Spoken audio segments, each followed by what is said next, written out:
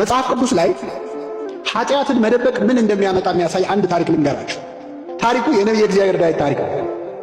ዳዊት በሕይወቱ እድሜውን ሙሉ ያለቀሰባት አንድ ኃጢአት ሰርቷል። ምንድነው ካላችሁ፣ በመጀመሪያ ሥራ መፍታት። ሥራ ፈቶ በቤቱ ሰገነት ላይ ሲመላለስ ኦርዮ የተባለ ኬጢያዊ ሰው ሚስት ገላዋን ስትታጠብ አየ። ባየ ጊዜ ልቡ በዝሙት ጦር ተነደፈ። ማናት ይቺ ሴት ብሎ ጠየቀ። የኬጢያዊው የኦርዮ ሚስት ናት አሉ። አስመጣት። ተመልከቱ፣ ኃጢአት የሚጀምረው ማናት ሲባል የገሌ ሚስት ናት ሲባል ማቆም አለበት። ባለ ትዳር ነው ሲባል ማቆም አለብሽ። ባለ ትዳር ናት፣ ባለ ትዳር ነው ከተባለ በኋላ ጨዋታው ከቀጠለ መጨረሻው ነው። ማናት አለ፣ የኦርዮ ሚስት ናት። አስመጣት፣ አስነወራት ይላል። ምን አለ መጽሐፍ ቅዱስ? ባልና ሚስት ተስማምተው የሚፈጽሙትን ሩካቤ አወቃት ይላል። አዳም ሚስቱን ሔዋንን አወቃት ይላል። ከሕግ ውጭ ከሆነስ አስነወራት ይላል። ግብሩ አንድ ነው፣ ግን እግዚአብሔር የሚያየው በተለያየ አይነት። ይችን ሴት አስመጣት፣ አስነወራት። ሴቲቱ ገላዋን ትታጠብ የነበረው ከወር ልማዷ ነጽታ ነበርና ወዲያውኑ ጸነሰች። ከዛ እንዳረገዘች ላከችበት መልእክተኛ። ስለዚህ ዳዊት ምን አረገ? ጦር ሜዳ ደብዳቤ ልኮ ኬጢያዊውን ኦርዮን አስመቶልኛል። እንዴት ነህ? ጦሩ እንዴት ነው? ሰላም ነው ያለው።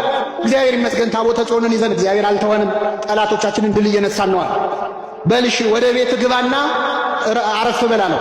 ዓላማው ምንድነው? ዳዊት ገብቶ ከሚስቱ ጋር እንዲተኛና ልጁ የማን ነው እንዲባል እሱ ነው እንዲባል። ኦርዮ ውጭ አደረ። ከዛ ዳዊት ሲያጣራ ውጭ አደረ። ምን ነው አለው? የእግዚአብሔር ታቦት በደጅ አድራ፣ ታቦተ ጽዮን በደጅ አድራ፣ የእስራኤል ጎበዞች ወጣቶች ከጠላት ጋር እየተዳነቁ እንዴት እኔ ገብቼ ከሚስቴ ጋር ተኛለሁ አለ። አይገርም? ኦርዮ ኬጢያዊ ነው። ኬጢያውያን አሕዛብ ናቸው። ከአሕዛብ ወገን መጥቶ ተገርዞ ነው እስራኤል ላይ ሆነ። ኬጢያዊው ኦርዮ ለዳዊት ስለ ታቦተ ጽዮን ክብር ይንገረው። በእውነት አይገርማችሁ? ስለ ታቦተ ጽዮን ክብር የእግዚአብሔር ታቦት በደጅ ያድራል። አንዳንዴ እኮ የማያምኑ ሰዎች ከኛ ተሽለው ይመክሩናል። እና ኦርዮ ስለ ታቦተ ጽዮን ክብር ለዳዊት እንዴት ይነግረው? የእግዚአብሔር ታቦት በደጅ ያድራ፣ እንዴት እኔ ከሚስቴ ጋር ገብቼ ተኛለሁ አለ። ከምን ጋር ገብቼ? ከሚስቴ ጋር። ዳዊት እኮ ከሰው ሚስት ጋር የተኛው ምንድን ነው እያለን ያለው መጽሐፍ ቅዱስ? እግዚአብሔር ምን ሊለን የፈለገው? ልበ አምላክ እኮ ነው ዳዊት። 7 ሀብታት የተሰጡት እኮ ነው። ማንንም እንዳናምን ነው ምእመናን።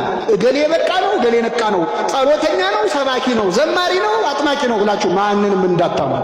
ኃጢአት ያላዋረደችው ሰው የለም። 1000 ጊዜ ቢዘመር ከዳዊት ይሻላል? ይበልጣል? ዳዊት እግዚአብሔርን እያየ እኮ ነው የዘመረው።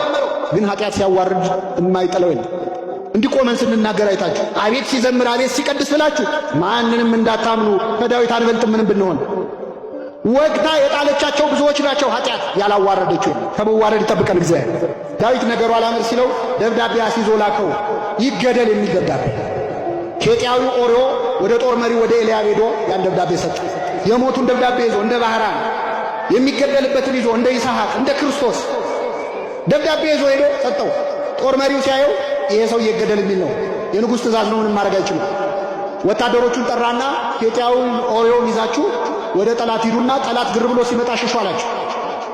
እሺ አሉ። ጠላት ግር ብሎ ሲመጣባቸው ጥለውት ሸሹ። ታቦተ ጽዮንን ጥላችሁ ከድታችሁ እስራኤልን ከድታችሁ ወዴት ነው የምትሄዱት? እያለ እየለፈለፈ ተደብድቦ ሞተ ይላል። ይህ ሁሉ ሲሆን ማን ይመለከታል? አሁን ነቢዩ ናታን መጣ ወደ ዳዊት። ምንድን ነው አለ ዳዊት። ደነገጠ። አመጣጡ አላማረው። እረ ንጉሥ ሆይ በአገርህ ትልቅ በደል ተሰርቷል። ምን ነው? ምን ተፈጸመ? አንድ ሰው ብዙ በጎች ነበሩት አለ። ባለጸጋ ሰው ብዙ በጎች ነበሩት። ከጎረቤቱ ደግሞ አንዲት በግ ብቻ ያለችው ድሃ ሰውዬ ነበረ። ይህ ድሃ ሰው ወደ ሩቅ አገር ሲሄድ ይችን አንዲት በግ ጥሎ ላለመሄድ ብሎ ለጎረቤቱ ለባለጸጋው ብዙ በግ ላለው ባለሀብት አደራ ብሎ ይችን አንድ በግ ሰጠው። እስከ መጣ ጠብቅልኛል። እሺ ተቀበለ የባለጸጋ። ከዚያስ እንግዳ መጣበት የባለጸጋ። እንግዳ ሲመጣበት ግን ካሉት በጎች መካከል ማረድ ሳስቶ የዚህን ሰውዬ አንዲት በግ አረደበት። ይህ በደል ተፈጽሟል በአገር አለ። ዳዊት አዘነ። ይህ ሰው ምናምንቴ ነው አለ። ስለ አንድ ፈንታ 4 እጥፍ ይመልሳል። ስንት እጥፍ? ንጉሥ ሆይ የፈረድከው በማን ላይ ነው? በራስህ ላይ። ያ ሰው አንተ ነህ። ያ ሰው አንተ ነህ። አቤት የሰው ኃጢአት ስንሰማ ደስ ይለናል። ወደኛ ሲዞር እንዴት ያስደነግጣል። ያ ሰው አንተ ነህ። 100 በጎች አሉት የተባልከው እግዚአብሔር ባይፈቅደውም ዳዊት ብዙ ሚስቶች ብዙ ቁባት ነበሩት። አንተ ነህ ባለ ብዙ ሚስት አንተ ነህ። አንዲት በግ አለው የተባለ ኦሪዮን አምኖ ጥሎል ሄደ ጦር ሜዳ ሊዋጋ። እንግዳ መጣበት የተባለው ፍትወትህ ነው፣ ጊዜያዊ ስሜትህ ነው። ከብዙ ሚስቶች ጋር ልታሳልፍ ስትችል አደራ ብሎ የሰጠህን አንድ ሚስቱን ወሰድክበት፣ እሱንም ማስገደልከው። ንጉሥ ሆይ የፈረድከው በማን ላይ ነው? በራስ ላይ ነው። ዳዊት ይገርማቸዋል ምዕመናን፣ ስለ አንድ ፈንታ ስንት እጥፍ ይመልስ ነው ያለ? 4 እጥፍ መለሰለት እግዚአብሔር። 4 እጥፍ። እንዴት? ከዚህ ሴት ከቤርሳቤ ከኦሪዮ ሚስት የተወለደው ልጅ ጥቂት ቀን ታሞ ጮሆ እግዚአብሔር አልሰማውም፣ ልጁ ሞተ። አንድ በሉ። 2 የዳዊትን ሴት ልጁን ወንድ ልጁ አምኖን የሚባል ወንድ ልጁ ተነስቶ ትዕማር ትባላለች፣ የገዛ እህቱን ደፈራት። የገዛ እህቱ በቁሙ አቀበራት፣ አዋረዳት። ዳዊት አለቀሰ። ስንት ሆነ? 3ኛ የዳዊት ሌላ ልጅ አቤሴሎም እንዴት እህቴን ይደፍራል ብሎ ይህን ደፋሪውን አምኖንን ገደለው። ስንት ሆነ? 3። ገዳዩ አቤሴሎም ደግሞ ዳዊት ላይ አምጾ በጦር ሜዳ ተገደለና ሞተ። ስንት ሆነ? 4።